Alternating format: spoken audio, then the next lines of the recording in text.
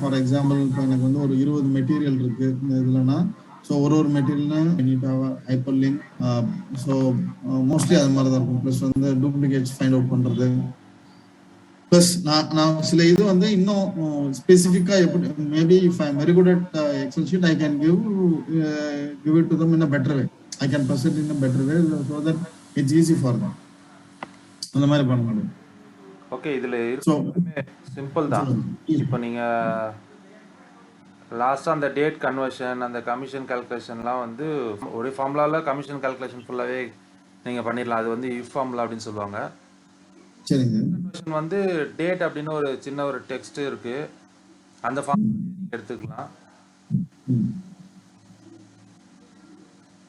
So இப்போ வந்து உங்களுக்கு first one change format Y M date கேட்டிருக்காங்க இல்லையா? ஸோ அந்த இடத்துல கிளிக் பண்ணி டேட் அப்படின்ற ஒரு ஃபார்முலா போட்டிங்க அப்படின்னாக்கா உங்களுக்கு அதுலேயே ஆப்ஷன்ஸ் காமிக்கும். சரிங்க. ஸோ இயர் ஒன்லி அப்படின்னாக்கா ஈக்குவல் டு இயர்னு போட்டிங்கன்னா வரும். அப்புறம் டி மந்த்னு கேட்டிருக்கு, அதில் வந்து ஈக்குவல் டு டின்னு போட்டு மந்த்னு போட்டிங்கன்னா அதுக்கு ஒரு ஆப்ஷன் காமிக்கும். ஜஸ்ட் அந்த டேட்டை மட்டும் நீங்கள் செலக்ட் பண்ணுற மாதிரி இருக்கும். ஓகேங்களா? மந்த்ன்ற ஃபார்முலா எடுத்துகிட்டு அந்த ஏ ரெஃபரன்ஸ் A2 இருக்கு இல்லையா, அதை போட்டிங்கன்னா அப்படின்னா உங்களுக்கு மந்த் மட்டும். ஸோ ஏஜிங் வந்து நீங்கள் இன்னைக்கு நாளுக்கு ஏஜிங் பண்ணணும். ஸோ டுடே மைனஸ் அந்த டேட் போட்டிங்க அப்படின்னாக்கா உங்களுக்கு ஏஜிங் கிடச்சிரும் நம்பர்ஸில் வச்சிங்கன்னா. ஸோ டுடே மைனஸ் ஏன்னு போட்டால் அந்த ஏஜிங் எடுத்துமா? அப்போ ஏஜிங்னாக்கா நீங்கள் உங்களோட ஏஜிங் எப்படி கண்டுபிடிப்பீங்க? உங்களோட ஏஜ் எப்படி கண்டுபிடிப்பீங்க? உங்களோட டேட் ஆஃப் பர்த் ப்ளஸ் இந்த டேட் இருக்கு இல்லையா, இதில் வந்து மைனஸ் பண்ணீங்கன்னா உங்களோட டேட்டுக்கு ஏஜ் கிடைக்கும் இல்லையா, அதுதான் ஏஜிங் டே அப்படின்னு சொல்லுவாங்க. ஓகே.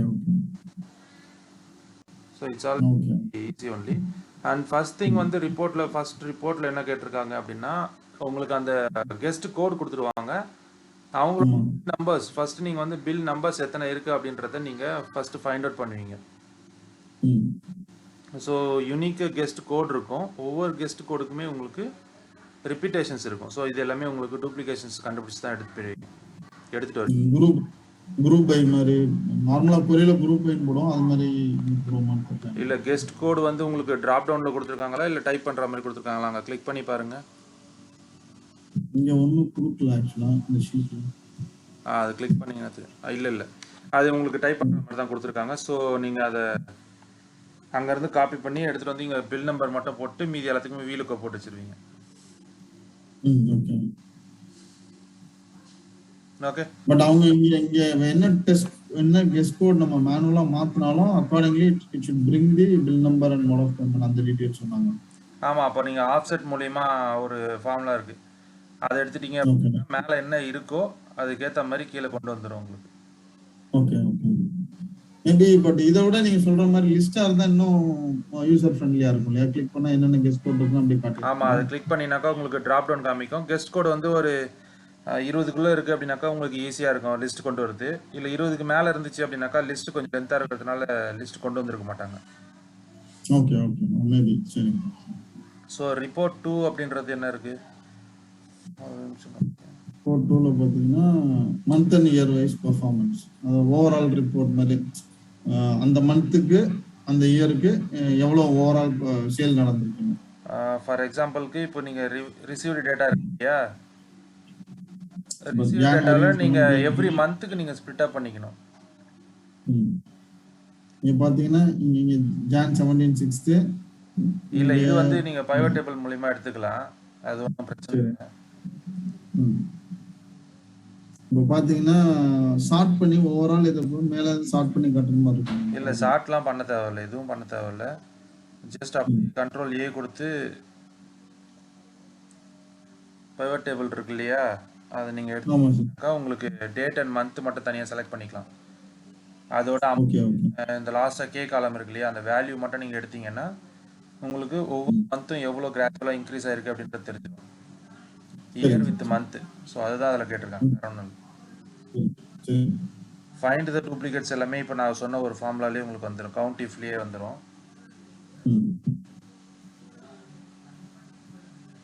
ஸோ நீங்கள் மெயில் ஐடி வச்சு செக் பண்ணீங்கன்னா கூட உங்களுக்கு டூப்ளிகேஷன்ஸ் தெரிஞ்சிடும். ஓகேங்களா? மெயில் ஐடி தான் காமிக்கணும். மெயில் ஐடி யூனிக்காக இருந்துச்சு அப்படின்னாக்கா உங்களுக்கு தேவைப்படாது. ஏன்னா நேம் ரிப்பீட்டேஷன் ஆகும், மெயில் ஐடி ரிப்பீட்டேஷன் ஆகாது. ஆமா கரெக்ட். மெயில் ஐடி யூஸ்வலா யூனிக்கா இருக்கணும். பட் இங்க வந்து மெயில் ஐடி யூனிக்கா இல்ல, பட் நேம் ரிப்பீட்டேஷன் தான் இருக்கு இல்ல. இந்த இதுல செக் பண்ணுவோம். ஸோ நெக்ஸ்ட் அதில் மெயில் ஐடி போட்டதுக்கப்புறம் டூப்ளிகேட் இருக்கா இல்லையா அப்படின்றத நீங்கள் ஈஸியாக கண்டுபிடிச்சிடலாம். சரிங்க. நெக்ஸ்ட் திங் ஃபைண்ட் லென்த்ன்றது வந்து லென்த் அப்படின்ற ஒரு ஃபார்முலா LEN. ஆமா சார். நெக்ஸ்ட் வந்து லோயர் அப்படின்ற ஃபார்முலா. செகண்ட் ஒன் வந்து ட்ரிம் அப்படின்ற ஃபார்முலா. நீங்கள் காலமில் கன்கார்டினேட் போட்டிங்கன்னா வந்துடும். ஸ்பேஸ் இல்லாமல் காலமில் ஸ்பேஸ் எடுத்துருவீங்க.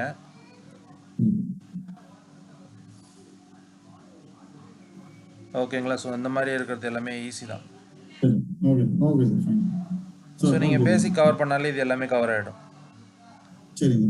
இல்லை இப்போ ஆக்சுவலி என்னோட ஒர்க் வந்து இது வந்து I have to give it ASAP. இந்த பர்டிகுலர் இது வந்து இந்த ஃபார்முலாவை போட்டு நான் அவங்களுக்கு கொடுக்கணும். ப்ளஸ் அவங்க திருப்பி இதை நான் டைரெக்டாக பண்ண சொல்லுவான்னு நினைக்கிறேன். Probably they have a screen sharing session, they last me fresh sheet கொடுத்து they last me to do on my own. இப்போ சில கம்பெனிஸ் வந்து they'll rely on whatever we talk. So இது Andhra based company, they know how people are cheating. So அதனால என்ன பண்ணுவாங்கன்னா they'll ask me to do it. So இப்போ நான் ஒரு ஃபார்முலா பண்ணேன்னா I'll remember and I'll do it. Okay. So இது வந்து probably I have to give it in 1 or 2 days இந்த ஷீட். சரிங்களா சார்? Okay okay. ஸோ இது நான் கொடுக்கணும். ஃபைன். ஸோ அது ஒன்று. ப்ளஸ் நம்ம வந்து கிளாஸ் ஸ்டார்ட் பண்ணுறது I'll go with normal regular what ever you have a course curriculum I'll go for. Okay. Evening class உங்களுக்கு தான் கொடுத்துருக்கு இல்லையா? ஈவினிங்னா டெய்லியா சார்? இல்லை இன்னைக்கு ஈவினிங். இன்னைக்கு ஈவினிங் சொல்லியிருக்காங்க மேம். எஸ், உங்களுக்கு தானே சொல்லியிருக்காங்க. ஸோ ஈவினிங் டிஸ்கஸ் பண்ணலாமா? பண்ணலாம் சார். ஓகே சார் அது என்ன ஸ்கைப் இல்லாட்டி இது பண்ணலாமா சார்? ஜூம்ல மீட்டிங் பண்ணலாம். ஜூம் தான் உங்களுக்கு கம்ஃபர்ட்டா? ஹலோ ஜூம்ல பண்ணிக்கலாம். Zoom or Teams whatever it is. ஓகே. இல்ல இது இப்போ என்ன ஜூம் வந்து என்கிட்ட பையனோட லேப்டாப்ல பண்றேன். என்னோட லேப்டாப்ல வந்து ஜூம் இன்ஸ்டால் அது ப்ரௌசர்லயே கூட பண்ணிக்கலாம், ஒன்றும் பிரச்சனை இல்லை. சரிங்க சார். ஓகே சரிங்க சார்.